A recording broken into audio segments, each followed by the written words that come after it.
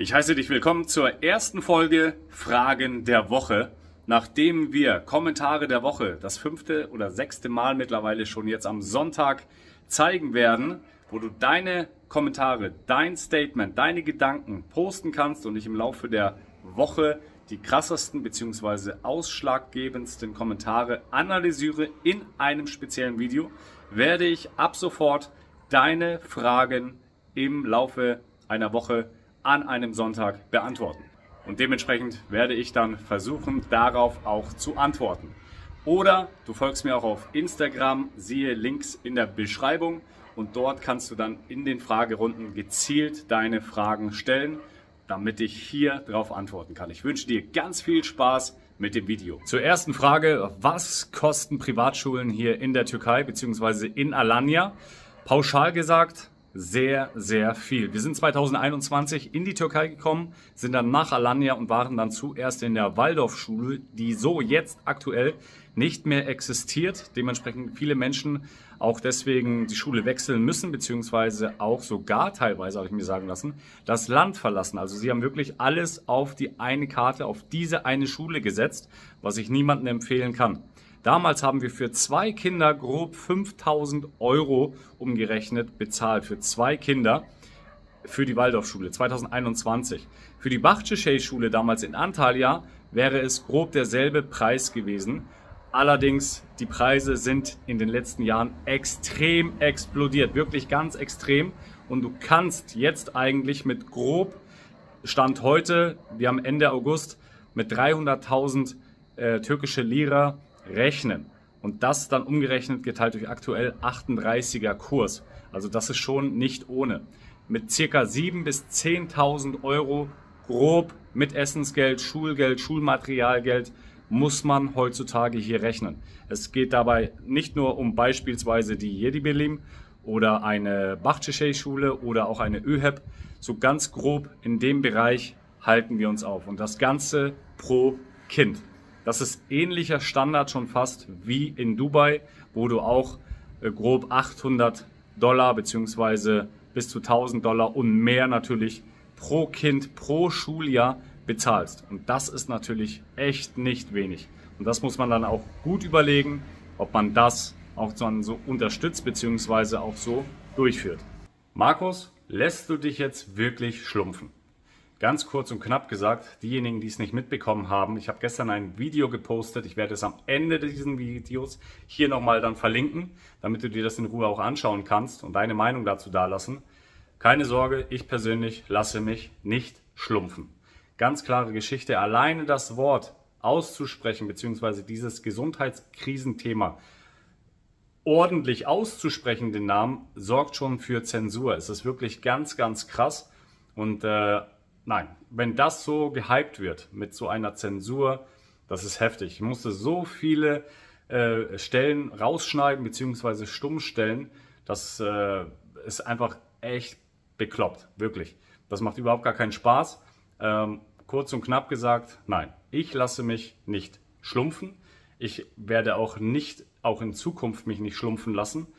Warum? Habe ich in dem einen Video, was ich am Ende des Videos verlinken werde, nochmal ausdrücklich betont, was meine persönliche Erfahrung zum Thema Schlumpfen ist und war. Was tun bei Arthrose? Aus meiner eigenen Erfahrung, ich habe selber in dem rechten Handgelenk vor ca. 15 Jahren Arthrose gehabt und damals bei der Bundeswehr wurde mir dann empfohlen, das Ganze zu operieren. Ich habe mich aber dagegen entschieden und konnte dann quasi mit meinem rechten Handgelenk, das hat so krass wehgetan, keine Liegestütze machen, nicht auf der flachen Hand, sondern immer nur auf der Faust. 10 Jahre lang habe ich das ungefähr gemacht, also wirklich ganz, ganz krass. Und irgendwann bin ich ja dann aber auf die Idee gekommen, es kann so nicht weitergehen und ich muss mich mal wirklich informieren, was man da tun kann. Weil es ging ja laut Schulmedizin nur die OP, die aber auch wiederum nur eine 50-50 Chance war, dass es besser wird. Und zum Glück habe ich in meine Intuition vertraut, in mein Bauchgefühl sozusagen und habe mich selber auf den Weg dann irgendwann gemacht und habe dann herausgestellt erstmal, woraus können überhaupt solche Krankheiten wie auch Arthrose entstehen. Also Ursache und daraufhin die Wirkung. Zum Beispiel Ich habe zu diesem Zeitpunkt natürlich extrem viel tierische Produkte gegessen. Ich habe mich damals extrem viel auch schlumpfen lassen, standardmäßig bei der Bundeswehr. Ich habe extrem viel Sport gemacht, extrem schlechte Ernährung gehabt, keine Nährstoffe zusätzlich ergänzt und dementsprechend muss man sich dann nicht wundern, wenn der Körper übersäuert. Wir haben ja einen Säurebasenhaushalt. Und wenn der Körper das Ganze nicht mehr puffern kann, muss er an seine Nährstoffdepots gehen. Und Nährstoffdepots haben wir überall im Körper. Das bedeutet in den Blutgefäßen zum Beispiel, dort sind Nährstoffdepots, in den Knochen oder eben auch zum Beispiel in den Gelenken. Und wenn der Körper, das ist immer individuell, bei dem einen kommt dieses Symptom und bei mir kam das eben im rechten Handgelenk.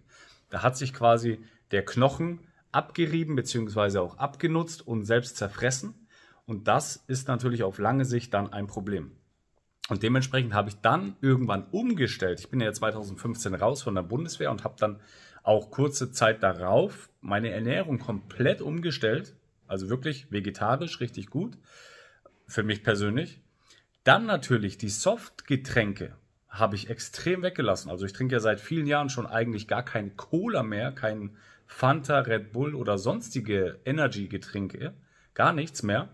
Nur Wasser und wir trinken allgemein ja immer nur Kangenwasser, also basisches Wasser, was strukturiert ist und auch MV- geladen ist, was extrem wichtig ist, aber ist ein anderes Thema. Ich habe mich nicht mehr schlumpfen lassen. Ich habe gezielt natürlich auch meinen Sport gemacht und aber der Schlüssel meiner Meinung nach für meinen Erfolg in dem Fall war und ist immer noch, dass ich auf gewisse Nährstoffe der Natur zurückgegriffen habe. Und gerade im Bereich Knochen, Gelenke weiß ja jeder, Vitamin D, K2, Magnesium ist der absolute Klassiker für starke Knochen und Gelenke. Und dementsprechend habe ich das genutzt, OPC und aber auch ganz klar MSM. Und das über einen längeren Zeitraum war bei mir das Problem mit der Arthrose gelöst. Ob das bei dir hilft, weiß ich nicht. Aber ich persönlich habe damit sehr gute Erfahrungen gemacht und ich nehme bis heute noch genau solche Nahrungsergänzungsmittel. Du kannst dich übrigens in unserem Shop dazu auch hier umschauen. Und wenn es auch hierzu Fragen gibt, zur Dosierung und mehr, kannst du dich einfach an uns wenden. Sogar direkt vom Shop aus per WhatsApp. Was denke ich über die Zukunft? Ich denke, nein, was soll ich sagen? Ich habe keine Glaskugel.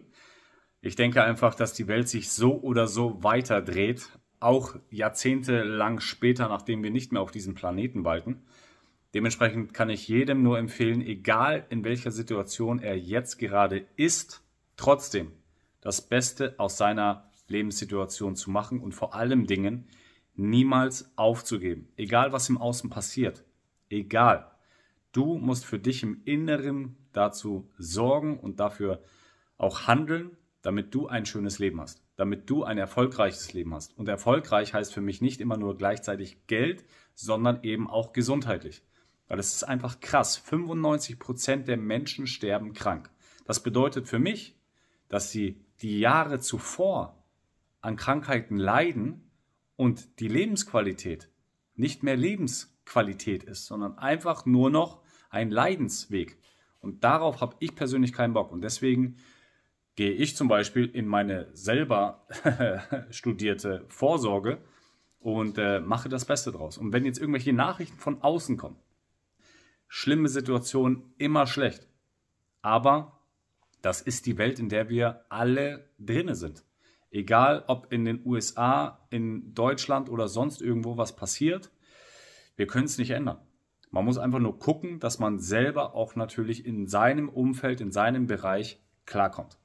Und dementsprechend, was wird passieren? Ich denke, es wird noch einiges auf uns zukommen, was vielen Menschen auf jeden Fall nicht schmecken wird, nicht passen wird. Aber trotzdem sitzen wir alle in einem Boot und wir müssen das Beste daraus machen.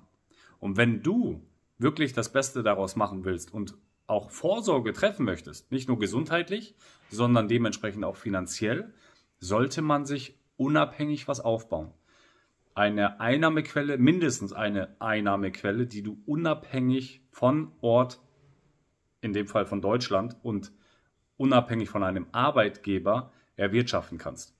Und dementsprechend, das ist, glaube ich, ganz, ganz wichtig, vor allem für die Zukunft. Da auch so viele Jobs in Zukunft durch KI ganz sicherlich ersetzt werden und somit viele Menschen in die Arbeitslosigkeit gedrängt werden. Würdest du nochmal auswandern? Definitiv ein Ja. Allerdings würde ich erstmal auf Probe auswandern. Das bedeutet, je nach Situation natürlich ganz klar, ich würde mich erstmal aus Deutschland nicht abmelden. Man muss halt immer gucken, wie das dann auch rechtlich ist. Allerdings, ich würde erstmal auf Probe auswandern. Das bedeutet, ich würde mindestens für 2-3 Monate dieses eine Land bereisen, wenn ich es noch nicht kenne. Mehrmals sogar das Land bereisen, um dann wirklich nach meiner Erfahrung, die ich in diesem Land gesammelt habe, entscheiden zu können, ob das wirklich die richtige Entscheidung ist oder sein könnte. Und selbst das ist ja nicht mal eine 100% Garantie. Weil aus meiner Erfahrung, wir haben sehr viele Menschen kennengelernt auf unserem Weg, die davon überzeugt waren und die wirklich Deutschland in unserem Umkreis, in unserem Beisammensein teilweise wirklich extrem schlecht geredet haben. Und Wochen später, komischerweise, sind diese Menschen nach Deutschland zurückgegangen. Also dementsprechend, ich würde es nochmal machen, nochmal auswandern, definitiv. Nur zu dem Zeitpunkt damals, ich hätte es dann anders gemacht. Aber ich wünsche dir auf jeden Fall ganz viel Erfolg dabei. Wann kommt unser Essentials? Mega cool, dass du daran noch denkst. Wir sind in der Endphase der Produktion und wir schätzen, dass wir spätestens Anfang Oktober liefern können.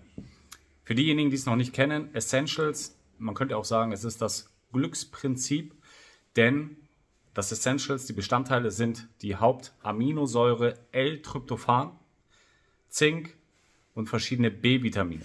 Und dieses Komplex, diese Mischung erzeugt eine Art Glücksprinzip, beziehungsweise es wird Serotonin gebildet und erst wenn genug Serotonin im Körper vorhanden ist, kann Melatonin gebildet werden.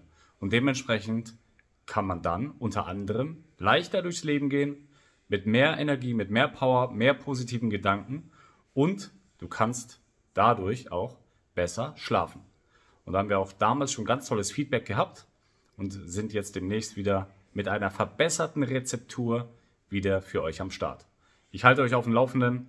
Könnt ihr einfach in der Videobeschreibung einfach mal unseren Shop abchecken, falls du es noch nicht kennst und schon mal abspeichern. Also ich persönlich kann dir natürlich nur anraten, Rücksprache mit deinem Arzt zu halten. Ich kann dir auch nicht empfehlen, das zu tun, was ich mache, aber ich persönlich kann sagen und machen, was ich machen möchte. Und ich persönlich werde auf keinen Fall zu irgendeiner Vorsorgeuntersuchung gehen. Und warum nicht? Weil ich mir im Laufe der Jahre extremes Wissen aufgebaut habe und festgestellt habe, dass wirklich Vorsorgeuntersuchungen oft, und es gibt da ganz tolle Bücher darüber. Ja? Ich werde mal hier ein Bild reinposten, schau dir das an, hör dir das an, lese dir das durch und entscheide selbst. Ja? Aber ich kann es nicht empfehlen. Ich kann dir nur sagen, aus rechtlichen Gründen, geh zu deiner Vorsorge und mach alles, was dein Arzt sagt. Ganz einfach. Dazu habe ich ein extra Video vor 2-3 Tagen erst gepostet. Ich werde es am Ende jetzt gleich hier verlinken, damit du das Video anschauen kannst. Und ich denke einfach nur, dass es kein Zufall ist, dass genau das so passiert, wie es passiert. Und dementsprechend bin ich sehr gespannt, wie es auch weitergeht. Man hört ja jeden Tag Nachrichten bzw. auch heftige Szenarien aus Deutschland, aus Europa. Und da muss man sich dann auch nicht wundern, warum das so ist. Ursache, Wirkung. Auf jeden Fall schau dir das Video an und lass mir auch dazu gerne auch deine Meinung da. Wir sind am Ende des Videos angekommen. Ich hoffe, dir hat das Video ganz viel Spaß gemacht, so wie mir auch. Ich hoffe, du konntest wieder ein bisschen was mitnehmen. Und nicht vergessen, wenn du Fragen hast im Laufe der Woche oder vielleicht auch jetzt schon, kannst du deine Frage auch hier in den Kommentaren einfach hinterlassen. Ich werde screenshotten und wenn möglichst nächste Woche Sonntag bei der zweiten Folge Fragen der Woche darauf eingehen. Schau dir später unbedingt das neue Video an, Kommentare der Woche, vielleicht ist auch dein Kommentar dabei. Dementsprechend wünsche ich dir einen wunderschönen Sonntag weiterhin oder egal welcher Tag heute ist für dich, wann du das Video schaust. Alles Gute, ich danke dir. Lass dem Video gerne einen Daumen nach oben da, wenn dir das Video gefallen hat. Lass deine Meinung dazu da und ein kostenloses Abo und vergiss nicht, die Glocke zu aktivieren. Gerne kannst du das Video auch oder den Kanal sogar teilen. Ich freue mich auf dein Feedback und danke dir jetzt schon mal für deinen Support. Liebe Grüße aus Alanya, dein Markus.